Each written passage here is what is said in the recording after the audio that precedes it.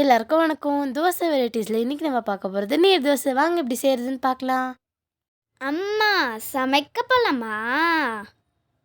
First ஒரு பவுலில் பச்சை அரிசியை நல்லா கழுவிட்டு 3 hours ஊற வச்சுக்கோங்க. ஒரு மிக்ஸி ஜாரில் ஊற வச்ச அரிசி, துருவின தேங்காய், அதுக்கப்புறம் தண்ணி ஊற்றி நல்லா அரைச்சி எடுத்துக்கோங்க. அரைச்ச மாவை ஒரு பவுலில் ஊற்றி உப்பு போட்டு தண்ணி ஊற்றி நல்லா அதை கரைச்சிக்கோங்க. மாவு எவ்வளோக்கு எவ்வளோ தண்ணியாக இருக்கோ தோசை அந்த அளவுக்கு நல்லா மெலிசாக வரும். நார்மல் தோசையை விட இந்த தோசைக்கு தவா இன்னும் நல்லா சூடாகணும். எங்கள் அம்மா எப்படி தோசை ஊற்றுறாங்களோ அந்த மாதிரி ஊற்றுங்க. இப்போ எண்ணெய் கொஞ்சம் ஊற்றிக்கோங்க. பாருங்களேன், தோசையில் கரண்டி தெரியுது.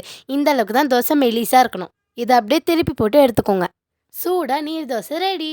இன்னைக்கு எங்கள் அம்மா தேங்காய் சட்னி அரைச்சிருக்காங்க. ஆனால் இதுக்கு ஆட்டுக்கால் பாயை வச்சு சாப்பிட்டு பாருங்களேன், டேஸ்ட்டு சும்மா அள்ளும். ஐயய்ய, என்னது இது? தேங்காய் வாழ்க்கை கூட சட்னி வச்சிருக்காங்க. ஐயோ பிரார்த்தனா, அது நீர் தோசை. ஓ அப்படியா? உங்களுக்கு இந்த வீடியோ பிடிச்சிருந்துச்சுன்னா லைக் பண்ணுங்க, ஷேர் பண்ணுங்க, கமெண்ட் பண்ணுங்க, மறக்காம சப்ஸ்கிரைப் பண்ணுங்க. பாய்.